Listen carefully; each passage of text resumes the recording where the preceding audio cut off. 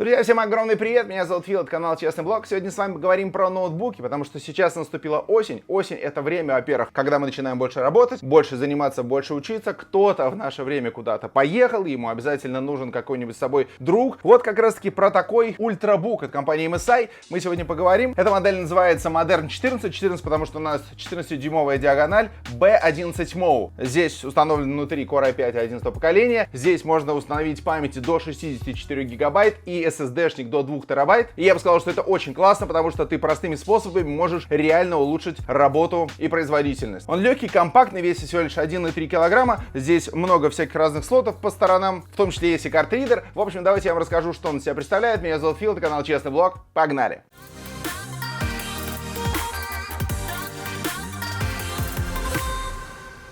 Первое, что хочу сказать, я в последнее время стал больше относиться к любителям ультрабуков, потому что у меня мой MacBook 16, я, соответственно, на нем работаю, но его совершенно нельзя назвать ультрабуком. И вот когда ты пользуешься чем-то очень большим, порой тебе хочется воспользоваться чем-то небольшим. Как раз таки то, что можно без проблем с собой взять. И я бы сказал, что этот ноутбук от MSI является одним из таких вариантов. Чем же он хорош? Ну, во-первых, это 14-дюймовый ноутбук, который весит всего лишь 1,3 килограмма. Он удобен тем, что он не очень большой. Толщина его в самой толстой части составляет 18 миллиметров. У нас вокруг алюминий. Этот цвет называется карбоново-серый, но я бы его назвал просто Space Gray. Спасибо компании из Cupertino за то, что она нам этот цвет придумала. Он выглядит очень стильненько, хорошо. Наверное, самое главное — это то, что он легкий и компактный. Еще один прикольный момент, что он раскладывается на 180 градусов. Я, честно говоря, не очень понимаю, кому это нужно. Если вы знаете, для чего нужно, чтобы ноутбуки полностью вот так вот раскладывались, и точнее не так. Если вы пользуетесь этим, напишите, пожалуйста, в комментариях, что вы с этим делаете. Я бы сказал, что просто, наверное, это может где-то как-то пригодиться, но мне по жизни это вообще никак не пригодилось. И еще один важный момент, когда мы раскрываем этот ноутбук, у него поднимается вот эта часть, и, соответственно, сам он немножко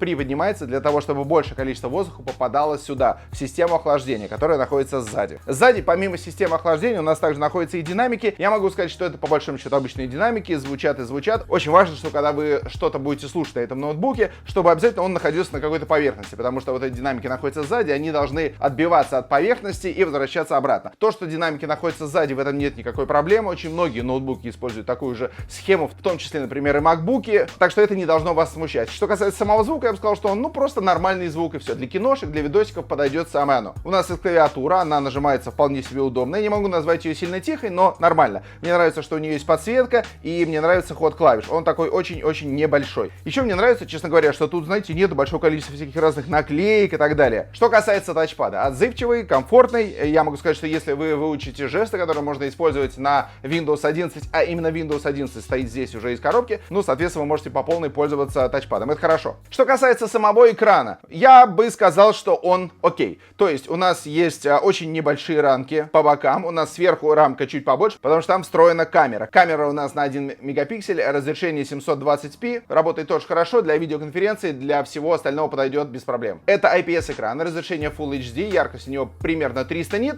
Значит, чтобы вы понимали, что такое 300 нит, это на самом деле это немного. Это хорошо для офиса, это хорошо для дома, когда вы сидите и работаете в помещении, когда у вас сверху нету солнца. Потому что если вы выйдете на улицу и под солнечными лучами начнете работать, я допускаю, что у вас будет как-то все очень непросто. Но я бы сказал, что для кафе, для всех вот остальных помещений вообще просто замечательно. Яркость вот такая, какая нужна. Что касается разъемов, USB Type-C, 2 штуки, 3-го поколения у нас находится с правой стороны, плюс разъем для наушников и микрофона совмещенный. Здесь также есть светодиоды, которые говорят о том, что у нас работает ноутбук, либо он заряжается. С другой стороны, что особенно важно, здесь есть карт-ридер. Я могу сказать, что карт-ридеры встречаются не так часто, и я могу сказать, что их очень часто не хватает. Например, вот у меня MacBook, да, и в нем нет карт-ридера, и поэтому мне приходится иметь переходник, дабы его использовать. Это не очень удобно, особенно когда ты перемещаешься, ты что-то можешь потерять, где-то может что-то нагнуться, зажаться и так далее. Поэтому, когда у тебя есть карт-ридер встроенный в систему, это хорошо. Особенно для тех людей, кто постоянно что-то фотографирует, снимает, соответственно, вы как только это все дело отсняли, сразу же в карт-ридер закинули, перекинули себе на ноутбук и погнали. Также у нас здесь есть USB Type-C, есть порт HDMI и есть отверстие под зарядку. Что касается зарядки, вот такой небольшой блок на 65 Вт. Он удобен тем, что он действительно небольшой. Единственный момент, который мне не очень нравится, вот это расстояние от места, где мы будем втыкать в розетку, до самого блока питания очень небольшое. То есть, в принципе, у нас размер самого провода большой, метра под 2, но вот эта часть не очень большая. Вообще, вы всегда можете без проблем проблем этот момент удлинить, купить просто провод и все. Безусловно, одной из главных особенностей этого ноутбука является то, что ты без проблем его можешь взять с собой и вот так вот легко оказаться в центре Москвы, просто сесть на траву и немножко поработать. Давай сейчас немножко поговорим про производительность этого ноутбука, потому что, как я говорил, здесь уже стоит Core i5 11 поколения, 4 ядра, 8 потоков, 2,4 ГГц обычная частота, максимальная частота поднимается до 4,2. Кэш третьего уровня 12 мегабайт. Снизу у нас находится система охлаждения. И, кстати, когда ноутбук начинает работать, ну, как минимум в стресс-тестах, то она начинает достаточно сильно и громко работать. В обычной жизни мы ноутбук так сильно, конечно же, не мучаем. Особенно исходя из того, что этот ноутбук все-таки предназначен для решения обычных типовых задач для каждого человека. То есть это браузер, это потребление контента, это Word, Excel и вот такие всякие разные штуки. Да, здесь можно немножко помонтировать видео, да, здесь можно немножко заниматься редактированием фотографий, да, здесь можно поиграть и в танки на невысоких настройках, но в целом мы с вами должны понимать, что это все-таки не производительное решение, а это решение для вот обычной повседневной жизни. Графика у нас встроена от компании Intel под названием Xe Iris. От нее ждать чего-то сверхъестественного не приходится.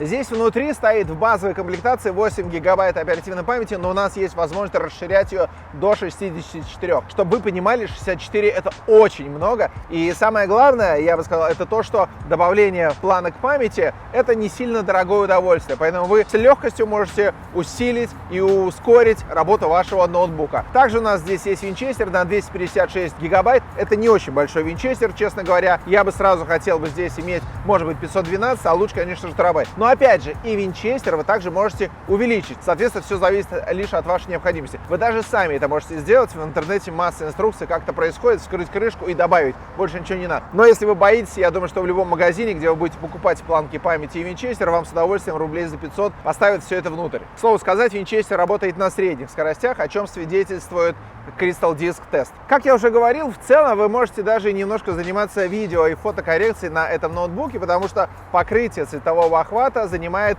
100% sRGB, 78% Adobe и 76% NTSC. Мы должны понимать, что это не четко откалиброванный монитор, заточенный под цветокоррекцию, но какие-то базовые вещи мы делать можем без проблем. И с учетом того, что у нас здесь есть картридер, мы, соответственно, без проблем можем сделать какие-то фотографии и тут же их отреагировать. А еще у нас здесь есть Thunderbolt 4, и это очень прикольно. В обычной жизни этого ноутбука хватает примерно часов на 5, если сильно не загружать. Если начинаете, соответственно, играть или использовать какие-то тяжелые приложения, например, вы пытаетесь монтировать видео, тогда, конечно же, жизнь этого ноутбука сокращается. Все это потому, что здесь не очень большой аккумулятор на 39 Вт-час. То есть это сделано для того, чтобы ноутбук оставлять по-прежнему легким и компактным. Сказать, что это правильное решение, я думаю, что тут каждый для себя решит сам. Кому-то нужно, чтобы ноутбук у вас был мобильным, и вы без проблем его носили в своей сумочке. Возможно, вы девушка, не хотите, чтобы он становился тяжелее, и вам, соответственно, 5 часов в день работы ноутбука достаточно. Ну а если вы, наоборот, хотите, чтобы у вас было дольше время работы, тогда можно выбрать какую-нибудь другую модель от MSI. Благо, у компании достаточно количество ноутбуков, в том числе и этой серии Modern 14, потому что есть на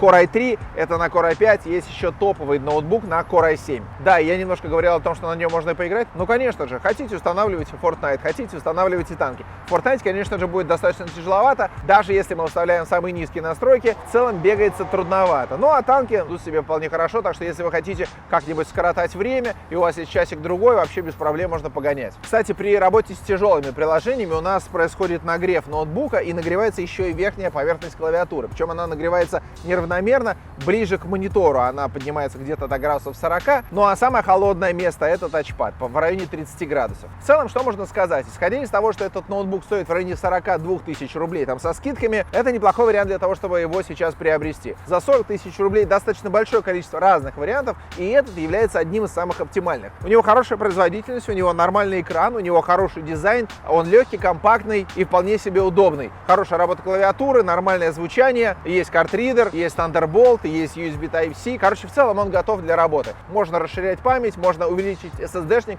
это очень хорошо. Честно говоря, мне хотелось бы, чтобы больше был аккумулятор, но тогда и с большим аккумулятором он и весить будет тоже больше. На этом все, друзья. Большое спасибо за то, что посмотрели это видео. Все ссылки на этот ноутбук я оставляю внизу, переходите, посмотрите. Очень надеюсь, что видео оказалось для вас полезным. Интересно узнать ваше мнение, кстати, друзья. Какой бы вы ноутбук купили, если бы у вас было 40 с лишним тысяч рублей? Обязательно напишите об этом в комментариях. Я уверен, что людям, которые будут смотреть это видео, будет интересно, что бы выбрали вы, или, может быть, вы уже сделали свой выбор. Напишите, пожалуйста, об этом в комментариях. На этом все. Большое спасибо. Не болейте, берегите себя и своих близких. Пока.